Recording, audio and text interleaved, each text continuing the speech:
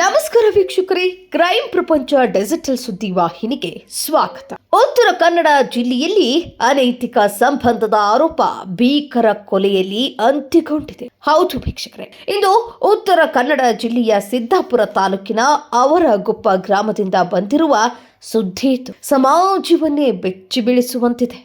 ಉತ್ತರ ಕನ್ನಡ ಜಿಲ್ಲೆಯ ಸಿದ್ದಾಪುರ ತಾಲೂಕಿನ ಅವರಗುಪ್ಪ ಗ್ರಾಮದಲ್ಲಿ ಅನೈತಿಕ ಸಂಬಂಧದ ಆರೋಪದ ಹಿನ್ನೆಲೆ ನಡೆದಂತಹ ಗಲಾಟೆಯೇ ವ್ಯಕ್ತಿಯೊಬ್ಬರ ಕ್ರೂರ ಹತ್ಯೆಯಲ್ಲಿ ಅಂತ್ಯಗೊಂಡಿದೆ. ಮೃತ ವ್ಯಕ್ತಿಯನ್ನ ವಸಂತ್ ನಾಯಕ್ 41 ವರ್ಷ ಎಂದು ಗುರುತಿಸಲಾಗಿದೆ. ಗಲಾಟೆ ವೇಳೆ ಮಧ್ಯೆ ಪ್ರವೇಶಿಸಿದ ವಸಂತ್ ನಾಯಕ್ ಮೇಲೆ ಚಾಕುವಿನಿಂದ ಮಾರಣಾಂತಿಕ ಹಲ್ಲೆ ನಡೆಸಲಾಗಿದೆ. ಈ ಘಟನೆಯಲ್ಲಿ ವಸಂತ್ ನಾಯಕ್ ಅವರ ಜೊತೆಗೆ ಮಹೇಶ್ ನಾಯಕ್ ಹಾಗೂ ಕುಮಾರ್ ಎಂಬ ಇಬ್ಬರು ಗಂಭೀರವಾಗಿ ಗಾಯಗೊಂಡಿದ್ದಾರೆ. ಇಬ್ಬರನ್ನು ಶಿವಮೊಗ್ಗದ ಮೆಗ್ಗಾನ್ ಆಸ್ಪತ್ರೆಗೆ ದಾಖಲಿಸಲಾಗಿದ್ದು ತೀವ್ರ ನಿಗಾ ಘಟಕದಲ್ಲಿ ಚಿಕಿತ್ಸೆ ನೀಡಲಾಗುತ್ತಿದೆ. ವಸಂತ್ ನಾಯಕ್ ಅವರನ್ನ ಆಸ್ಪತ್ರೆಗೆ ಸಾಗಿಸುವ ಮಾರ್ಗದಲ್ಲೇ ಅವರು ಪ್ರಾಣ ಕಳೆದುಕೊಂಡಿದ್ದಾರೆ ಎಂದು ವೈದ್ಯರು ತಿಳಿಸಿದ್ದಾರೆ. ಪೊಲೀಸ್ ತನಿಖೆಯ ಪ್ರಕಾರ ಶಿವಮೊಗ್ಗ ಮೂಲದ ಸುಚಿತ್ರಾ ಎಂಬ ಮಹಿಳೆ ಈ ಪ್ರಕರಣದ ಕೇಂದ್ರ ಬಿಂದುವಾಗಿದ್ದಾರೆ. ಪತಿಯಿಂದ ಬೇರ್ಪಟ್ಟ ನಂತರ ಸುಚಿತ್ರಾ ಖ್ಯಾತ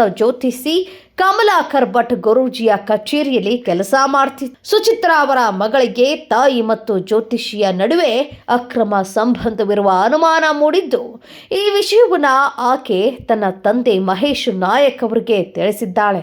ಈ ಹಿನ್ನೆಲೆ ಸುಚಿತ್ರಾ ಜ್ಯೋತಿಷಿ ಕಮಲಾಕರ್ ಭಟ್ ಗುರೂಜಿ ಮತ್ತು ಕೆಲ ಯುವಕರೊಂದಿಗೆ ವಾಹನದಲ್ಲಿ ಸಿದ್ದಾಪುರ ತಾಲೂಕಿನ ಅವರಗುಪ್ಪ ಗ್ರಾಮಕ್ಕೆ ಆಗಮಿಸಿದ್ದಾರೆ. ವಸಂತ್ ನಾಯಕ್ ಅವರ ಮನೆಯ ಮುಂದೆ ತೀವ್ರ ವಾಗ್ವಾದ ನಡೆದಿದೆ. ಗಲಾಟೆ ತೀವ್ರಗೊಂಡಾಗ ಮಧ್ಯ ಪ್ರವೇಶಿಸಿದ ವಸಂತ್ ನಾಯಕ್ ಮೇಲೆ ಚಾಕುವಿನಿಂದ ದಾಳಿ ನಡೆಸಿದ್ದು, ಮಹೇಶ್ ನಾಯಕ್ ಮತ್ತು ಪಕ್ಕದ ಮನೆಯ ನಿವಾಸಿ ಕುಮಾರ್ ಮೇಲೂ ಹಲ್ಲೆ ನಡೆದಿದೆ. ಈ ಸಂಬಂಧ ವಸಂತ್ ನಾಯಕ್ ಅವರ ಅತ್ತಿಗೆ ಸಂಧ್ಯಾ ನಾಯಕ್ ಅವರು ಸಿದ್ದಾಪುರ ಪೊಲೀಸ್ ಠಾಣೆಗೆ ದೂರನ್ನ ನೀಡಿದ್ದಾರೆ.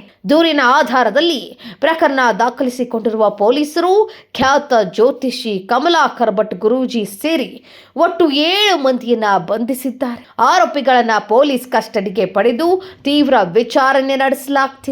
ಉತ್ತರ ಕನ್ನಡ ಜಿಲ್ಲಾ ಪೊಲೀಸ್ ವರಿಷ್ಠಾಧಿಕಾರಿ ದೀಪನ್ ಅವರು ಸ್ವತಃ ಸ್ಥಳಕ್ಕೆ ಭೇಟಿ ನೀಡಿ ಪರಿಶೀಲನೆ ನಡೆಸಿದ್ದಾರೆ. ಗ್ರಾಮದಲ್ಲಿ ಶಾಂತಿ ಕಾಪಾಡುವಂತೆ ಪೊಲೀಸ್ ಇಲಾಖೆಗೆ ಮನವಿ ಮಾಡಿದೆ. ಅನೈತಿಕ ಸಂಬಂಧದ ಆರೋಪಗಳು ಹಿಂಸಾತ್ಮಕ ಅಂತ್ಯಕ್ಕೆ ತಲುಪುತ್ತಿರುವುದು ಸಮಾಜಕ್ಕೆ ಆತಂಕಕಾರಿ ಬೆಳವಣಿಗೆಯಾಗಿದೆ. ಈ ರೀತಿಯ ಘಟನೆಗಳು ಮರುಕಳಿಸದಂತೆ ಸಾಮಾಜಿಕ ಜಾಗೃತಿ ಅಗತ್ಯವಾಗಿದೆ. ಈ ಪ್ರಕರಣಕ್ಕೆ ಸಂಬಂಧಿಸಿದಂತೆ ಪೊಲೀಸ್ ತನಿಖೆ ಮುಂದುವರೆದಿದೆ.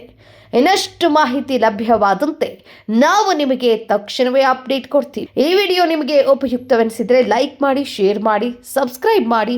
ಅದೇ ರೀತಿ ನಮ್ಮ ಚಾನಲ್ ಅನ್ನು ಪ್ರೋತ್ಸಾಹಿಸಿ.